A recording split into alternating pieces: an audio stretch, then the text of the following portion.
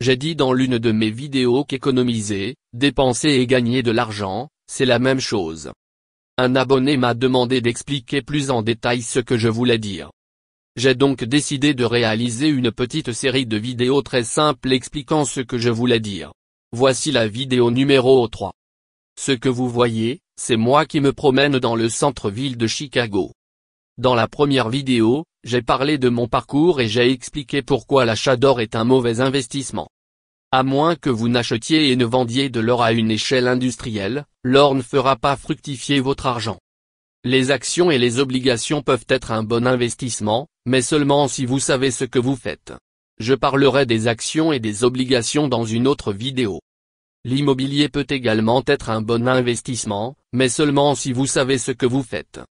Les gens achètent des maisons et pensent qu'ils vivront des revenus du loyer qu'ils reçoivent. Je connais des gens qui ont fait faillite en essayant de faire cela. Ou encore, les gens achètent une maison, la réparent et la revendent avec un bénéfice. Je connais des gens qui ont fait faillite en essayant de faire cela. Je parlerai de l'immobilier dans une autre vidéo. Le problème de tout investissement réside dans les petites choses que les gens ne prennent pas en considération ou qu'ils ne connaissent pas. Ils voient d'autres personnes le faire et se disent qu'avec un peu de travail, je pourrais faire la même chose. Malheureusement, beaucoup ne se rendent pas compte que ce sont les petites choses qui vous font perdre tout votre argent. Le meilleur investissement est d'avoir une entreprise. Si vous disposez d'un peu d'argent et de temps, le meilleur investissement est de créer une entreprise. Cette partie ne concerne que les États-Unis. Je ne connais que la législation fiscale des États-Unis. Je ne connais pas les lois fiscales des autres pays. Si vous avez un emploi, et selon les lois fiscales des États-Unis, presque tout type d'entreprise vous rapportera de l'argent, même si elle en perd. Presque tous les types d'entreprises vous rapporteront de l'argent, même si votre entreprise en perd. Je sais que beaucoup ont entendu dire que 80% des nouvelles entreprises font faillite au cours de leurs 2 premières années d'existence. C'est totalement faux. Dans ma dernière vidéo, j'ai expliqué pourquoi ce n'est pas vrai. Outre l'obtention des fonds nécessaires à la création d'une entreprise, il peut être difficile de déterminer le type d'entreprise que l'on souhaite créer. Personne ne peut vous donner une bonne réponse sur la manière de procéder, car vous ne savez jamais ce qui se passera tant que vous ne l'aurez pas fait.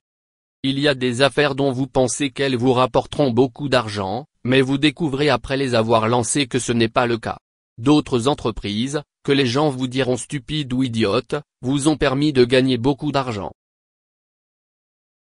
Dans les années 80 et au début des années 2000, Wall Street ou les banques d'investissement ne donnaient pas d'argent aux entreprises suivantes pour qu'elles démarrent, se développent ou s'étendent. FedEx, Bottled Water, eBay ou Amazon. Je ne me souviens plus si c'était eBay ou Amazon. Ils ont dit que ces idées étaient stupides.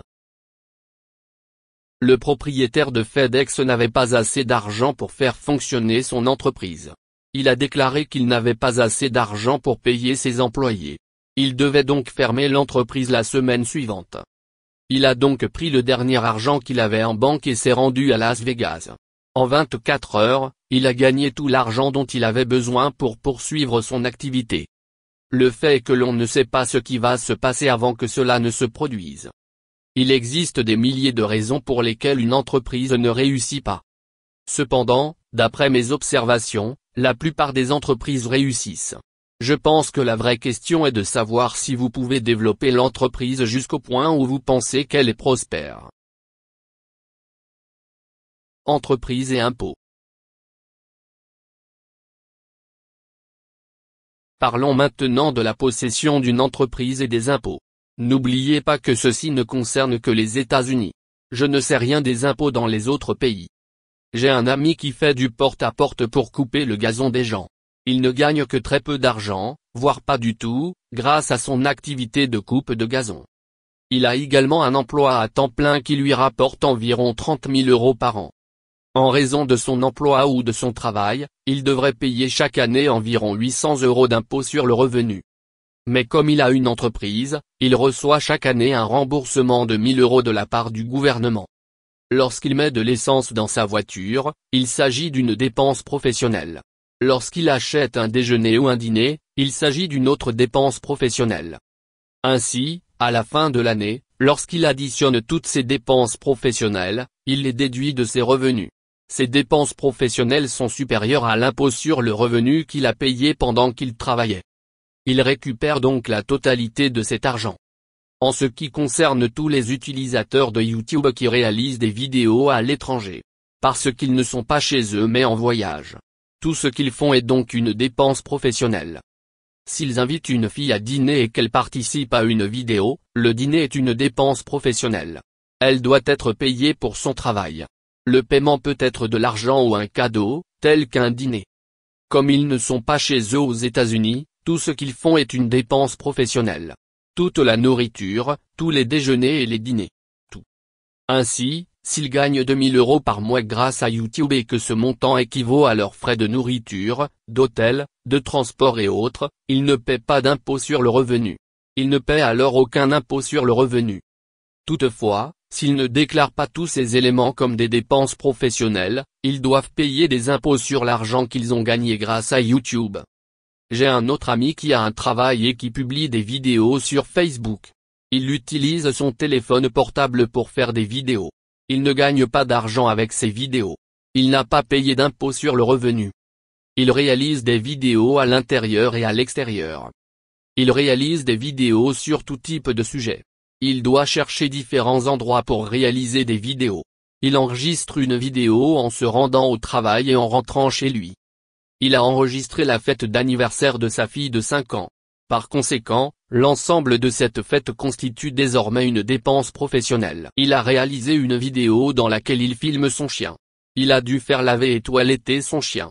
Tout cela constitue désormais une dépense professionnelle. Selon le type d'entreprise que vous possédez, si vous avez un emploi et que le gouvernement prélève de l'argent sur chaque salaire au titre de l'impôt sur le revenu, vous pouvez récupérer l'intégralité de cet argent. Ainsi, lorsque vous avez une entreprise, l'argent qu'elle prélève sur votre salaire chaque semaine peut être considéré comme de l'épargne. L'argent que vous dépensez pour votre entreprise peut être considéré comme de l'argent gagné, car vous le récupérez à la fin de l'année. Par conséquent, gagner de l'argent grâce à son travail, payer des impôts sur le revenu grâce à son travail et dépenser de l'argent pour son entreprise peuvent tous être considérés comme les mêmes choses. Par conséquent, gagner de l'argent, économiser de l'argent et dépenser de l'argent sont les mêmes choses. En outre, le gouvernement ne vérifie pas le type d'entreprise que vous avez, ni même si vous avez une entreprise. Il vous croit sur parole. C'est ce que font les trafiquants de drogue. Ils ont découvert quel type d'entreprises sont payées en liquide, comme la tonte de gazon ou une laverie automatique. Cependant, pendant 3 ou 4 ans, ils ne font jamais de bénéfices. La 4e ou la 5e année, ils ferment l'entreprise et en ouvrent une nouvelle. Le gouvernement n'attend pas d'une entreprise qu'elle réalise des bénéfices au cours de ses 3 à 5 premières années d'existence. C'est après 5 ans que le gouvernement demandera des informations plus détaillées. Trouver le moyen de réduire, de ne pas payer ou de se faire rembourser les impôts payés les années précédentes, c'est principalement ce que fait le service des impôts d'une grande entreprise, telle qu'Apple ou Microsoft. Une grande entreprise n'a pas besoin d'argent, mais elle obtient des prêts bancaires pour réduire, ne pas payer ou se faire rembourser les impôts payés les années précédentes. Elles y parviennent également en achetant des biens immobiliers. Vous pouvez également réaliser la même chose en achetant des biens immobiliers. Je vous expliquerai cela et plus encore dans la prochaine vidéo. Une dernière chose. De nombreuses personnes qui se trouvent illégalement aux États-Unis, ou ce que l'on appelle des sans-papiers, sont riches parce qu'elles ont créé leur propre entreprise. S'ils veulent acheter une maison, ils le font par l'intermédiaire de leur entreprise. S'ils veulent acheter une voiture ou ouvrir un compte bancaire, ils le font par l'intermédiaire de leur entreprise. Si leur entreprise souhaite parrainer ou embaucher un citoyen non américain et le faire travailler légalement ici, ils s'embauchent eux-mêmes par l'intermédiaire de leur entreprise. Aux États-Unis, une entreprise jouit d'un grand nombre de droits identiques à ceux d'un être humain. Et dans de nombreuses situations, elle est considérée comme un être humain.